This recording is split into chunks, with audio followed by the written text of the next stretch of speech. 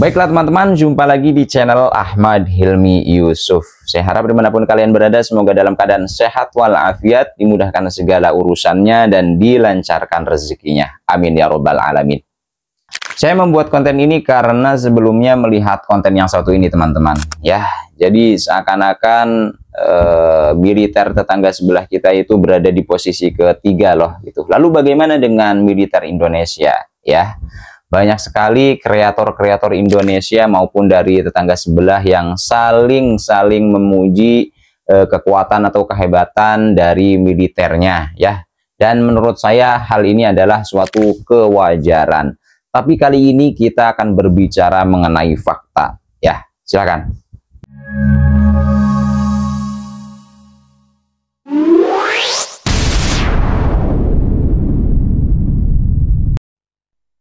Ketegangan geopolitik dan cabaran serantau seperti pertikaian Laut Cina Selatan memaksa negara-negara di rantau Asia Tenggara untuk memperkukuh ketenteraan masing-masing. Video kali ini kita akan melihat 7 negara dengan ketenteraan terkuat di Asia Tenggara yang akan mengambil kira saiz tentera, peralatan moden, serta keupayaan strategik mereka berdasarkan skor Global Firepower ataupun GFP. Apa-apapun, terima kasih kepada yang mencadangkan video ini. Ayo kita mulakan.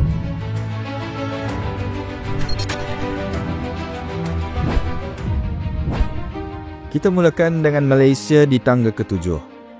Dengan skor GFP 0.7429, Malaysia mempunyai angkatan tentera sebanyak lebih kurang 113,000 anggota tentera yang aktif dan sangat terlatih, serta telah banyak berbakti sebagai tentera pengaman Pertubuhan Bangsa-Bangsa Bersatu.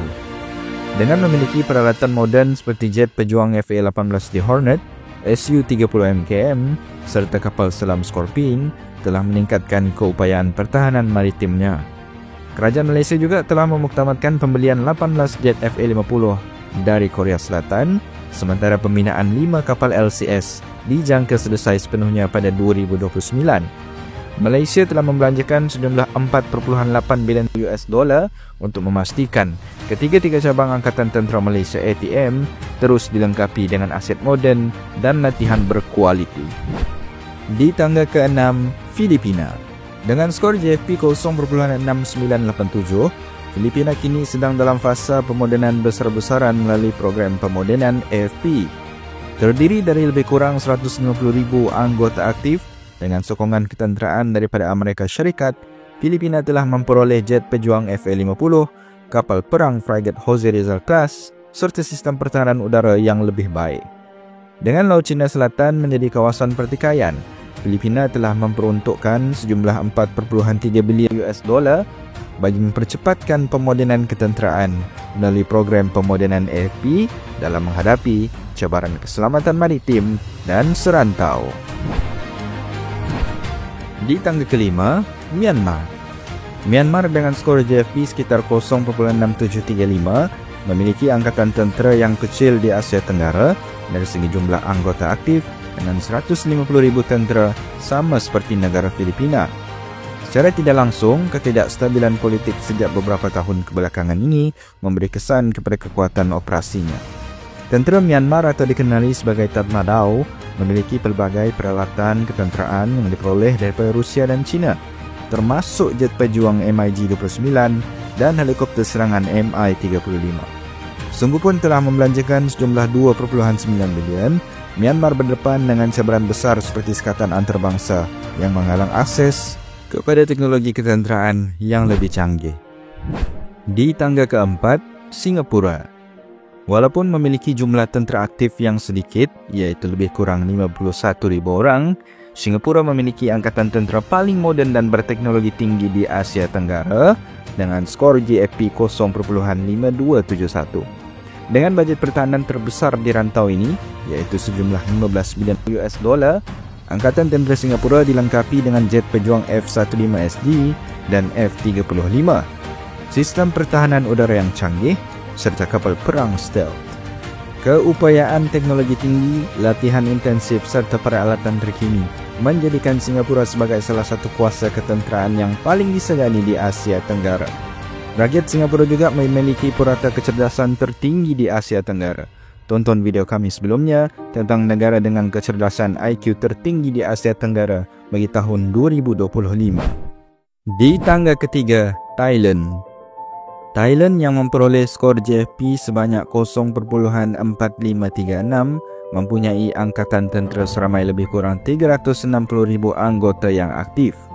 Tentera diraja Thailand dilengkapi dengan pelbagai aset moden seperti jet pejuang Gripen dari Sweden, helikopter Apache dan kereta kebal yang berjumlah 630 unit dan salah satunya ialah model VT4 dari China serta memiliki aset laut sebanyak 293 unit. Thailand juga mempunyai satu-satunya kapal pengangkut pesawat di Asia Tenggara, HTMS Chakri Narubet, walaupun penggunaannya agak terhad. Thailand juga mempunyai hubungan ketenteraan yang rapat dengan Amerika Syarikat, terutamanya melalui latihan ketenteraan bersama seperti Cobra Gold yang merupakan salah satu latihan ketenteraan terbesar di dunia.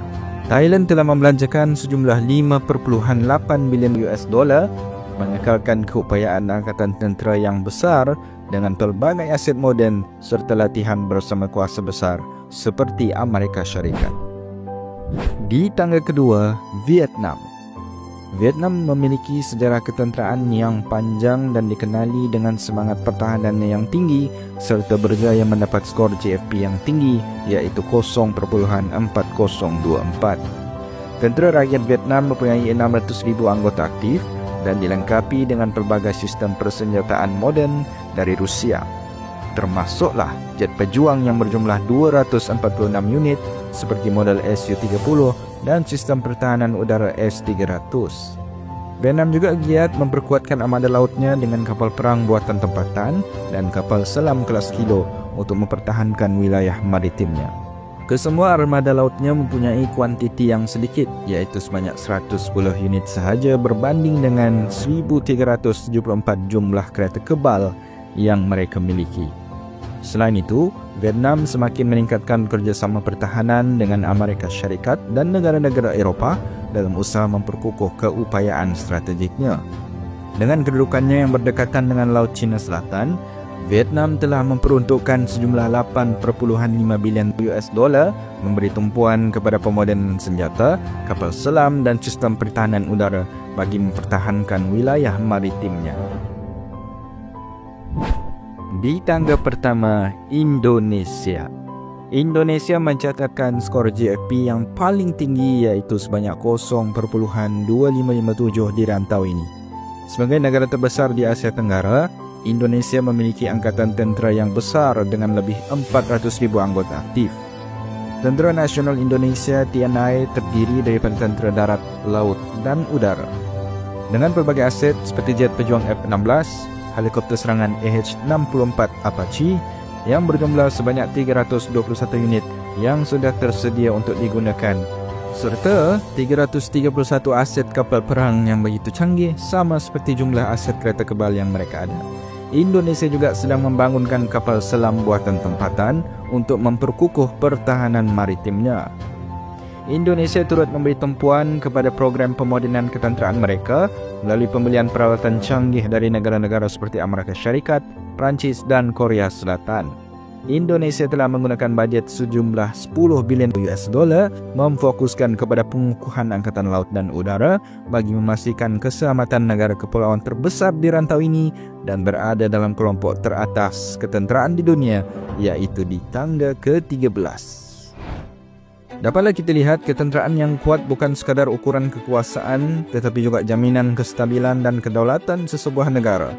Namun kekuatan sebenar bukan terletak pada senjata semata-mata tetapi pada kebijaksanaan dalam mengekalkan keamanan. Asia Tenggara telah menyaksikan bagaimana kestabilan serantau dapat dicapai melalui diplomasi dan kerjasama bukan sekadar kekuatan ketenteraan. Semoga persaingan ini terus menjadi dan mendorong pembangunan pertahanan yang bertanggungjawab tanpa mengorbankan keamanan. Kerana pada akhirnya, keamanan adalah aset paling berharga bagi mana-mana negara. Sekian, salam, kita serumpun.